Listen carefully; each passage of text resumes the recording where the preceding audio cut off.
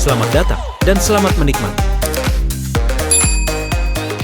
Saat para pemain sepak bola profesional diberi pertanyaan, apakah ada player yang kamu ingin bersama dalam satu tim? Semua pemain menjawab dengan satu jawaban yang sama, Song Yoo-jun. Kehidupan Yoo-jun selalu tentang sepak bola. Saat di sekolah dasar, Yoo-jun disebut sebagai pesepak bola jenius. Saat di sekolah menengah, orang-orang memanggil Yoo-jun sebagai dewa sepak bola. Yoo-jun selalu berpikir kalau dia adalah pemain yang hebat, sampai Yoo-jun bertemu dengan seseorang yang lebih hebat di tes masuk Dongil High. Orang itu adalah Son Heung-min. Itulah pertama kalinya Yoo-jun dalam hidupnya merasakan kekalahan. Terlebih lagi, Heung-min seumuran dengannya. Heung-min menjadi alasan bagi Yoo-jun untuk berlatih lebih keras lagi. Sejak hari itu, Yoo-jun berlatih setiap hari. Bahkan tetap latihan setelah latihan tim selesai. Hujan atau terik, Yoo-jun tidak peduli. Dia berlatih dengan satu tujuan, dan hanya dengan satu tujuan itu. 6 bulan kemudian, Son Yoo-jun 17 tahun, posisi pemain tengah. Son Heung-min, 17 tahun, posisi striker. Melihat passingnya gagal, Yoo-jun mengejar pemain yang mengambil bolanya. Pemain lawan pun kebingungan, melihat Yoo-jun yang berlari tanpa henti di paruh waktu pertama. Fluid pun berbunyi, menandakan babak pertama sudah selesai. Heung-min menghampiri Yoo-jun dan terlihat sangat marah. Dengan satu pukulan, Heung-min mengingatkan Yoo-jun untuk berlatih lebih giat dalam passing. Heung-min tidak tahu kalau Yoo-jun berlatih keras, hanya untuk bisa terus bermain bersama Heung-min. Heung-min memperingatkan Yoo-jun, tinggal 2 bulan lagi sampai seleksi Under 17 untuk World Cup. Jika Yoo-jun ingin ikut, sebaiknya berlatih lebih gila lagi. Yoo-jun teringat kalau itu adalah turnamen yang diselenggarakan oleh FIFA untuk pemain di bawah 17 tahun. Bersinar di sana, dan kamu akan mendapatkan perhatian dunia. Fluid babak kedua berbunyi. Heung-min mengingatkan Yoo-jun untuk tidak melakukan kesalahan lagi. Tiba-tiba saja, kesakitan menyerang mata Yoo-jun dan penglihatannya menjadi buram. Yoo-jun terjatuh dan kejang-kejang di tanah. Di rumah sakit, dokter mengatakan Yoo-jun menderita buta warna. Yoo-jun sendirilah yang paling akan merasakan itu. Saat ini, semuanya hanya hitam putih bagi Yoo-jun. Kebutaan total dapat dihindari. Tapi mulai dari sekarang, penglihatan Yoo-jun akan menurun drastis. Yoo-jun harus banyak beristirahat dan menghindari apapun yang membebani mata sebisa mungkin. Yoo-jun bertanya, apakah dia tetap dapat bermain sepak bola? Jawaban dokter membuat ibu Yoo-jun dan Yoo-jun menangis. 15 tahun kemudian, Heung-min dan Yoo-jun berkumpul di suatu tempat makan. Perhatian Yoo-jun teralihkan ke siaran sepak bola. Terlihat Heung-min yang menjadi perbincangan setelah menjadi kapten Tottenham dan baru saja mencetak gol. Son Heung-min, setelah U17 World Cup menarik perhatian dunia, Yoo-jun tak pernah menyangka kalau Heung-min akan menjadi kapten tim Liga Premier Inggris. Yoo-jun membayangkan jika saja dia tidak sakit. Yoo-jun bertanya kepada Heung-min, jika dirinya terus bermain bola, akan seberapa jauh perjalanannya. Heung-min mengambil gelas bir Yoo-jun dan meminumnya sampai habis, walaupun Heung-min sebenarnya lemah terhadap alkohol. Heung-min mengatakan, Yoo-jun adalah midfielder yang bagus. Stamina dan ketangguhan Yoo-jun adalah sebuah bakat. Jika Yoo-jun terus lanjut, mungkin Yoo-jun akan masuk tim utama di Liga Korea. Jika Yoo-jun lebih baik dalam dribbling atau passing, kelas dunia ada dalam jangkauan. Yoo-jun berkata, jadi menurut Heung-min dirinya adalah midfielder yang payah dalam dribbling atau passing. Itu bukan kelas dunia berarti, tapi midfielder bodoh. Yoo-jun pun mengamuk setelah Heung-min membenarkan perkataan Yoo-jun. Bagi Heung-min, bermain bersama Yoo-jun adalah masa yang paling menyenangkan. Tiba-tiba saja Heung-min tertidur. Yoo-jun mengantarkan Heung-min ke mobilnya.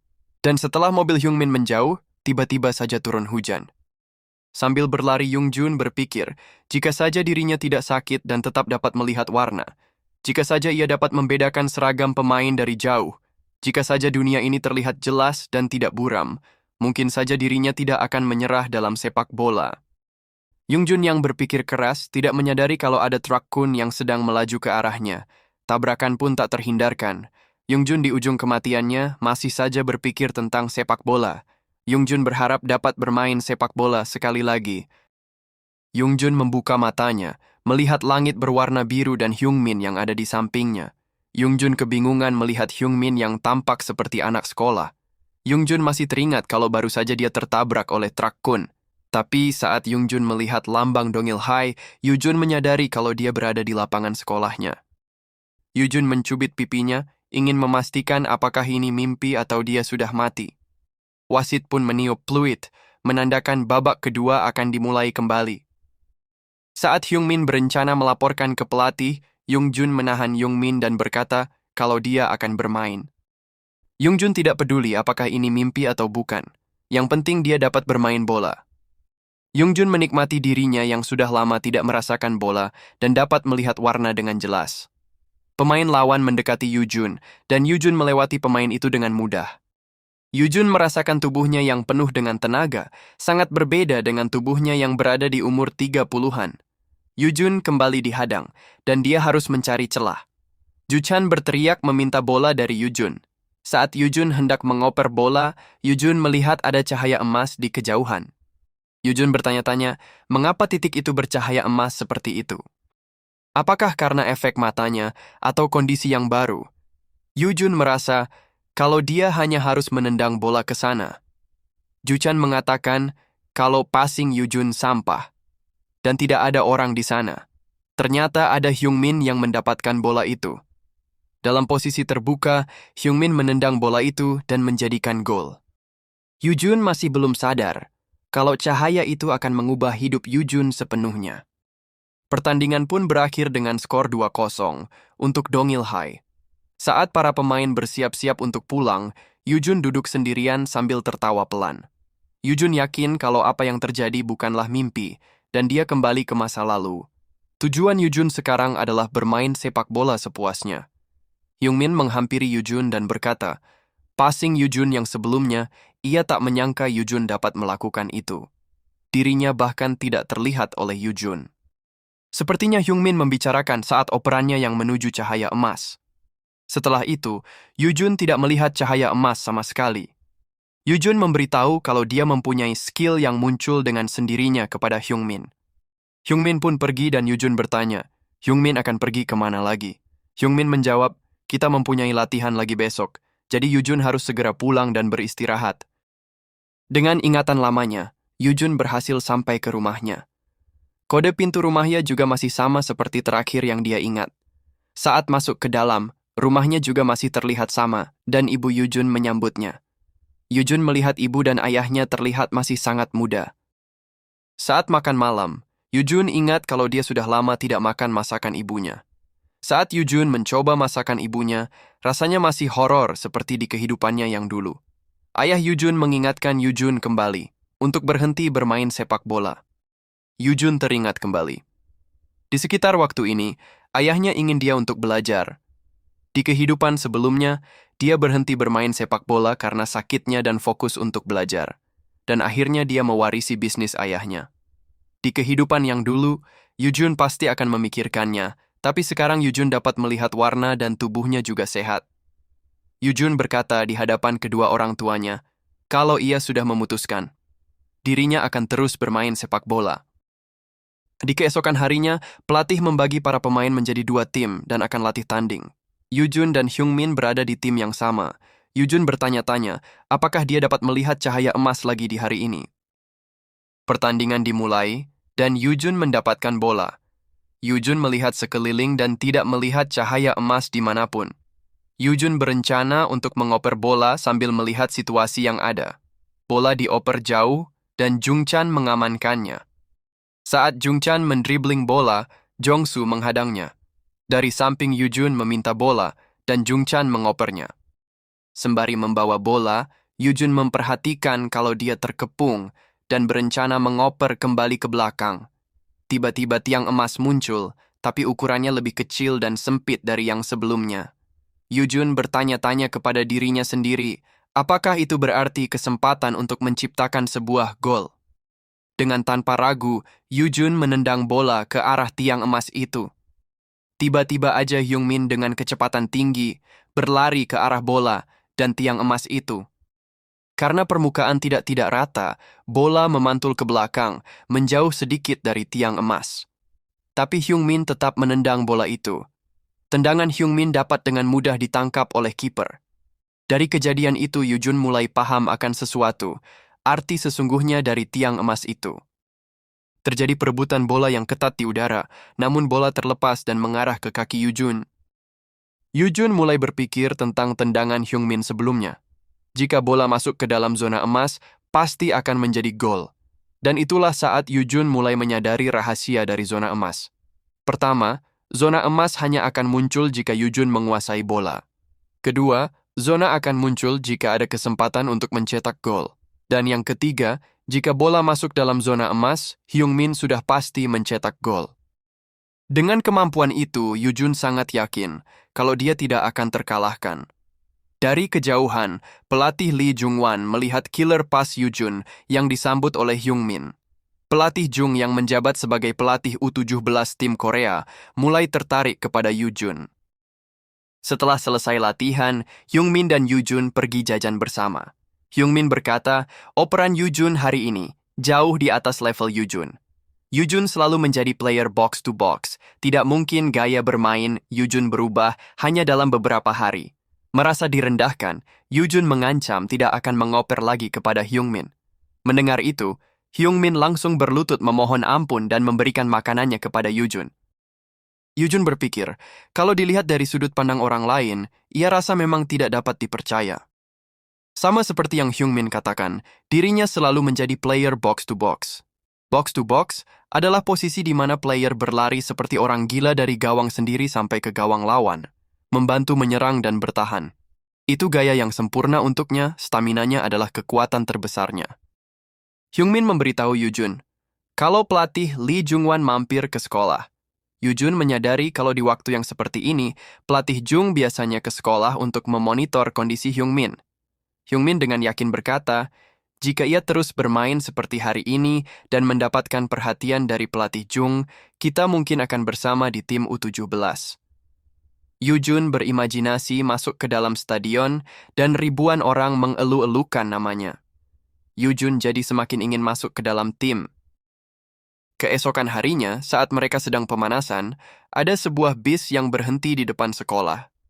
Ternyata tim dari Seoul Youth yang datang, beserta dengan pelatih Jung. Pelatih Jung mengatakan dirinya datang untuk mengecek beberapa hal. Sembari melihat ke arah Hyungmin dan Yujun, pelatih Jung juga meminta sesuatu kepada pelatih Dongil. Pelatih Dongil mengganti latihan hari ini dengan latih tanding dengan tim Seoul Youth. Line-up sudah ditetapkan dan para pemain diminta pemanasan dalam 10 menit. Yujun memberitahu Hyungmin kalau setiap operannya akan diberikan kepada Hyungmin untuk mencetak gol. Hyungmin meminta Yujun untuk melihat line-up.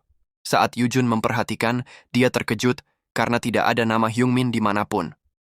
Dari kejauhan pelatih Jung memperhatikan Yujun dan berpikir, Song Yujun, operan yang kamu lakukan kemarin, dapatkah kamu lakukan tanpa striker Son Hyungmin? Tunjukkan kepada kita, kalau kamu mempunyai apa yang dibutuhkan untuk berada di tim U17. Dongil High melawan Seoul Youth, babak pertama dimulai. Organisasi yang dibentuk untuk menemukan dan melatih generasi bintang selanjutnya dalam sepak bola. Ada banyak tim youth di luar sana.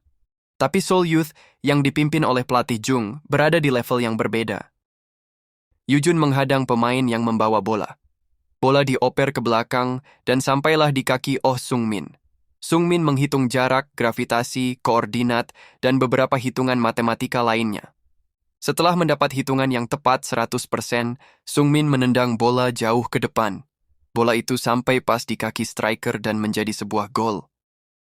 Ada satu alasan mengapa tim Seoul Youth sangat dominan. Pemain tengah Seoul Youth Oh Sung-min, nama panggilannya Passing Math Ghost.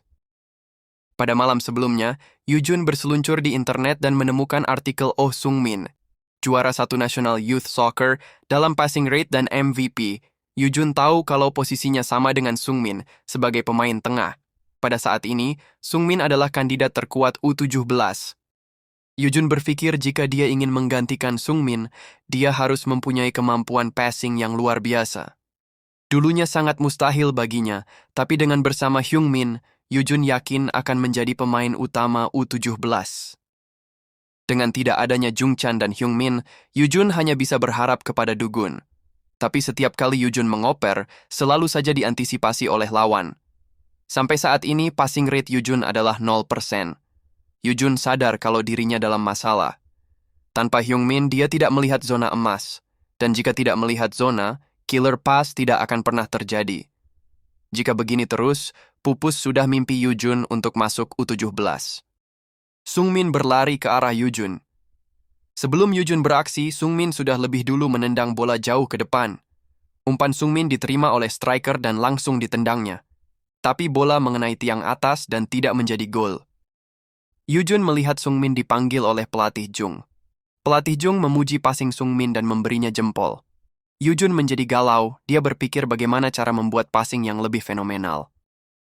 Di pinggir lapangan, Jung Chan berkata kepada Hyungmin, keadaannya sangat buruk.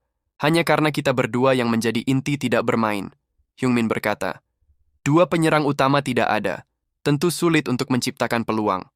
Oleh karena itu, lapangan tengah banyak mendapatkan tekanan. Di saat mereka berdua merasa sudah tidak ada harapan, Dong Il-hai mendapatkan peluang menyerang. Yujun yang membawa bola berencana untuk mengoper lurus kepada Dogun. Yujun berharap mendapatkan perhatian pelatih Jung jika berhasil.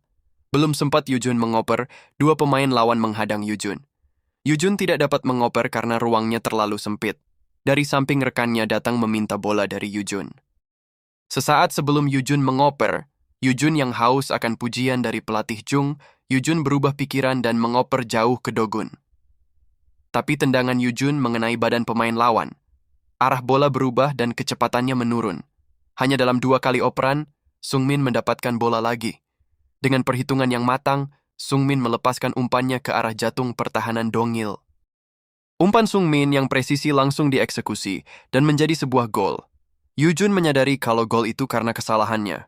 Ini adalah pukulan telak bagi Yujun. Dalam paruh waktu babak pertama, Yujun sudah putus asa. Bahkan musuh mencetak gol karena kesalahan operannya. Yujun yang sudah kehilangan harapan, tertawa sendiri seperti orang gila. Hyungmin datang dan memukul kepala Yujun menggunakan permen. Hyungmin kebingungan dengan gaya bermain Yujun yang sengaja hanya melakukan passing. Yujun menjelaskan bahwa dia melakukan passing karena ingin menarik perhatian pelatih Jung, dan dia yakin kalau passingnya sangat baik. Hyungmin yang emosi meninggalkan Yujun dan memberi saran agar Yujun bermain dengan gayanya sendiri. Babak kedua dimulai. Yujun mulai berpikir apa yang menjadi kelebihan dari dirinya selain melakukan passing. Apakah dia hebat dalam dribbling ataukah shooting? Yujun yang kebanyakan berpikir, tidak sadar kalau dia sudah dilewati pemain lawan. Yujun memutuskan kalau dia tidak punya waktu lagi untuk berpikir. Yujun hanya punya satu tujuan, mencegah Sungmin melakukan killer pass lagi. Pemain lawan mulai risih melihat pergerakan Yujun yang selalu berlari kemanapun bola berada. Pada akhirnya Sungmin mendapatkan bola kembali. Secara perlahan, Yujun mulai kembali ke permainan aslinya. Saat Sungmin mendapatkan bola dan bersiap untuk menyerang, Yujun dengan cepat mendekati Sungmin. Mau tidak mau, Sungmin mengoper kepada rekannya. Akurasi passing Sungmin mulai menurun. Sepertinya Sungmin sudah mulai kelelahan. Pelatih Dongil bertanya kepada pelatih Jung, apakah Yujun baik-baik saja? Pelatih Jung berkata, sebenarnya ia sedang memilih antara Yujun dan Sungmin. Pertarungan mengoper berubah menjadi adu stamina. Pelatih Dongil mengingatkan pelatih Jung kalau Yujun sebenarnya pemain box-to-box. Yujun mulai menyadari posisi dia bermain sebenarnya, tekanan terus-menerus adalah gayanya. Sungmin yang tidak dapat melewati Yujun berusaha mengoper dengan bola sembarangan dengan stamina yang hampir habis. Passing Sungmin dapat dicuri dan menjadi kesempatan bagi Dong Il-hai untuk menyerang. Hyungmin tersenyum melihat Yujun kembali ke gaya permainannya. Dengan agresif menekan lawan dengan stamina yang gila, Hyungmin tidak pernah melihat siapapun bisa bertahan dalam tekanan itu. Yujun kembali mendapatkan bola. Pertandingan sudah memasuki menit 88. Yujun masih berusaha mencari cara untuk menarik perhatian pelatih Jung.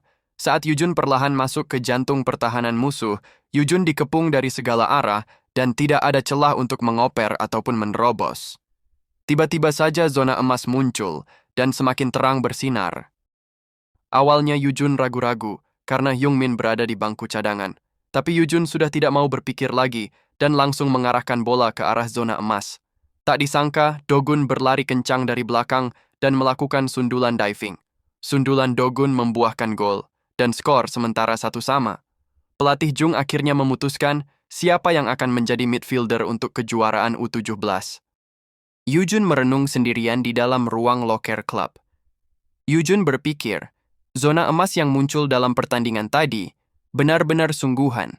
Jadi zona itu dapat muncul walaupun tanpa kehadiran Hyungmin. Tapi mengapa tiba-tiba muncul di babak kedua? Yujun mulai menganalisa pertandingan Dogun dan menyadari kalau Dogun adalah striker yang menggunakan fisik untuk membuat celah. Saat Yujun mengecek rekaman Hyungmin, Yujun terkejut dan baru menyadari kalau Hyungmin sudah bermain di atas level sekolahan. Dengan ini, Yujun semakin yakin kalau zona emas adalah kesempatan untuk menciptakan gol. Dogun adalah striker yang mempertahankan posisinya daripada menciptakan celah dan ruang untuk mencetak gol. Bukan striker yang ideal untuk zona emas. Sedangkan Hyungmin yang selalu bergerak mencari celah untuk mendapatkan bola, dia adalah striker yang sempurna untuk zona emas. Kemampuan sehebat apapun, ternyata ada kelemahannya. Tiba-tiba pelatih Jung muncul dan memanggil Yujun. Pelatih Jung ingin meminta waktu untuk berbicara sebentar. Sekembalinya di rumah, Yujun kembali dihadapkan dengan masakan ibunya yang cukup mengerikan. Ayahnya pikir Yujun lesu karena masakan ibunya, tapi ibunya memberitahu kalau Yujun sudah seperti ini sejak pulang sekolah. Akhirnya Yujun membuka mulut dan berkata, kalau ia terpilih dalam tim U17. Mendengar anaknya akan masuk TV, ayah Yujun bergegas menelpon semua koleganya untuk menyombongkan diri. Yujun sangat senang melihat kedua orang tuanya bahagia, tidak seperti di kehidupan sebelumnya. Yujun bersyukur kalau dia memutuskan untuk bermain sepak bola lagi. Di kehidupan sekarang, Yujun akan memastikan kebahagiaan orang tuanya. Keesokan harinya saat latihan, Hyungmin mengingatkan Yujun. Kalau Yujun bisa lolos U17 berkat nasihat darinya. Terdengar keributan dari sisi lapangan. Ternyata Juchan dan Jongsu yang sedang bertengkar. Hyungmin berkata, akhirnya balon itu pecah juga. Tidakkah Yujun ingat kalau ada dua fraksi di klub sepak bola? Fraksi pertama berisi pemain U17 seperti Hyungmin dan Jungchan. Fraksi kedua berisi pemain yang tidak suka dengan U17 seperti Jongsu. Sedangkan Yujun berada di antara mereka. Hyungmin menjelaskan kalau Jongsu selalu mencari masalah, dan akhirnya Jungchan tidak bisa mentolerir lagi. Tiba-tiba Yujun melihat mata Jongsu bersinar kemerahan. Yujun belum mengerti apa maksudnya. Apa mungkin ada zona yang lainnya? Pelatih Dongil datang dan melerai keduanya. Hyungmin mengingatkan Yujun kalau latihan tim U17 akan dimulai besok. Yujun bertanya, apakah ada fraksi dalam tim U17? Hyungmin menenangkan Yujun kalau di sana tidak ada yang namanya fraksi atau apapun. Keesokan harinya, di tempat latihan U17. Yujun memperkenalkan dirinya kepada semua anggota tim, tapi Yujun mendapatkan respon dan tatapan yang dingin dari semua anggota tim. Yujun berpikir kalau tidak ada fraksi di sini, seperti kata Hyungmin, tapi ada diskriminasi di sini. Saat latihan passing, Yujun terus memikirkan respon dingin dari seluruh anggota tim. Sungmin pasangan passing Yujun menanyakan, apakah Yujun yang akan menggantikan Sungmin? Walaupun stamina Sungmin tidak bagus, tapi dia mengakui kehebatan passing Sungmin. Yujun merespon dengan berkata, ia akan bekerja keras agar tidak menjadi beban. Tiba-tiba saja bola mengarah dengan kencang, dan Yujun hampir tidak bisa menghindar. Minsung berkata, insting yang bagus. Dirinya memang sengaja mengarahkan bola itu. Kita tidak butuh pemain yang hanya bekerja keras, kita membutuhkan pemain yang hebat. Sepertinya Yujun harus mendapatkan pengakuan melalui kemampuannya. Pelatih Jung mengadakan latihan tanding. Yujun dan Minsung berada di tim yang berlawanan. Yujun mengingat kembali di kehidupan sebelumnya. Kim Minsung akan bermain di World Cup 2022. Kecepatan yang meledak-ledak dari postur tubuhnya yang kecil. Tackling yang presisi, tidak diragukan lagi, defender kelas dunia. Tapi Minsung pada akhirnya mengacaukan karirnya sendiri. Pelatih Jung memanggil Yujun. Untuk latihan kali ini, pelatih Jung ingin Yujun bermain dalam posisi free roll. Free roll adalah posisi yang bergerak di antara menyerang dan bertahan, tanpa ada lokasi pasti. Dibutuhkan passing yang kreatif, dribbling, shooting, dan berbagai macam skill. Dengan perintah dari pelatih Jung, Yujun bertekad untuk menunjukkan kemampuannya. Tapi yang terjadi berbeda dengan apa yang dibayangkan Yujun. Yujun tidak mendapatkan bola sama sekali. Yujun sadar kalau dia adalah anak baru. Tapi menurutnya ini terlalu berlebihan. Tanpa bola, Yujun tidak dapat menunjukkan apa-apa. Tiba-tiba saja, Jungwon dengan kecepatan tinggi berlari ke arah Yujun dan menabraknya sampai terpental. Jungwon membantu Yujun untuk berdiri dan meminta maaf. Ternyata tidak semua pemain nasional brengsek pikir Yujun. Hyungmin menghampiri Yujun dan berkata, apakah Yujun baik-baik saja? Mereka tidak memberikan bola sama sekali kepada Yujun. Jika mereka melihat passing milik Yujun, mereka pasti akan terpesona. Apakah Yujun ingin dirinya yang berbicara kepada mereka? Yujun menghentikan Hyungmin dan berkata, ia akan membuktikan dirinya sendiri melalui kemampuannya. Nah, demi mendapatkan bola, Yujun sampai turun ke garis pertahanan. Tapi pemain lawan tidak akan memberikan bola semudah itu. Dengan 1-2, bola sudah bergulir menjauhi Yujun. Yujun mengejar kembali. Saat Yujun menghadang, bola itu dioper dengan no-look pass. Sudah ada pemain yang menunggu bola itu dan mengumpannya ke depan gawang. Tendangan dilepaskan dan mengenai mistar gawang. Melihat permainan mereka, Yujun berpikir, kekuatan fisik, kecepatan, operan dan keputusan mereka, semuanya di atas dirinya. Bagaimana cara Yujun untuk membuktikan kemampuannya? Yujun kembali pada rencana awalnya, mengejar musuh dengan metode box-to-box. Setelah beberapa kali percobaan, Yujun kelelahan dan beristirahat sejenak. Yujun berpikir kalau tempo permainan mereka terlalu cepat. Biasanya passing akan melalui 3 tahapan. Yang pertama, menerima bola. Yang kedua, mengecek keadaan sekitar. Yang ketiga, mengoper bola. Tapi, mereka melewati tahapan yang kedua. Mereka selalu mengetahui posisi yang lain tanpa harus terus melihat. Itulah mengapa passing secepat itu dapat terjadi. Dengan kemampuannya yang sekarang, sangat tidak mungkin mengikuti tempo itu. Tapi bukan berarti dirinya hanya akan berdiam diri dan tidak melakukan apapun. Tiba-tiba saja Lee Jung-sok memotong bolanya. Jung-sok tergerak akan kegigihan Yujun dan berencana akan membantu Yujun mulai dari sekarang. Jung-sok tanpa ragu mengoper bola kepada Yujun dan Yujun diminta untuk menunjukkan kemampuannya. Saat Yujun menyerang melalui sayap, dia melihat ada 3 zona emas. Yujun tidak kaget karena dia sekarang bermain dengan tim nasional. Karena jaraknya masih terlalu jauh, Yujun harus lebih maju ke depan untuk mempermudah dia melakukan passing. Minsung muncul dan mencegat pergerakan Yujun. Yujun dihadapkan dengan 2 pilihan, menerobos dengan dribbling atau bermain aman dan melakukan passing. Teringat akan janjinya sendiri untuk membuktikan diri, Yujun memilih untuk maju menghadapi Minsung. Dengan gerakan tipuan, Yujun berhasil menggocek Minsung. Tapi Minsung dapat dengan cepat mengejar Yujun, walaupun Minsung sudah kehilangan keseimbangan sebelumnya. Dengan Minsung di belakang, Yujun mulai waspada akan tackling dari Minsung. Tiba-tiba saja tanda panah berwarna merah muncul, terhubung dengan kaki kiri Minsung. Saat panah itu mulai penuh, kaki kiri Minsung maju dan mengenai kaki kiri Yujun. Yujun mulai sedikit memahami arti dari tanda panah itu. Minsung kembali mengejar Yujun, bersiap untuk tackling selanjutnya. Yujun melihat tanda panah muncul dari kaki kanan Minsung, dan arahnya juga terlihat jelas. Yujun melompat, menghindari panah yang akan mengincar kakinya. Yujun yang terlepas dari kejaran Minsung, melepaskan umpan menuju zona emas yang terujung. Hyungmin sudah berada di hadapan zona emas, menendang umpan dari Yujun dan menjadi gol. Anggota timnas yang lainnya mulai mengakui kemampuan Yujun. Pelatih Jung terkesan akan kegigihan Yujun dan berharap akan penampilan Yujun untuk World Cup U17. Minsung datang mendekat dan Yujun melihat cahaya merah menyala di mata Minsung. Jangan lupa untuk subscribe, komen, like, dan share-nya ya teman-teman, supaya tidak ketinggalan konten menarik Mimin selanjutnya. Thank you.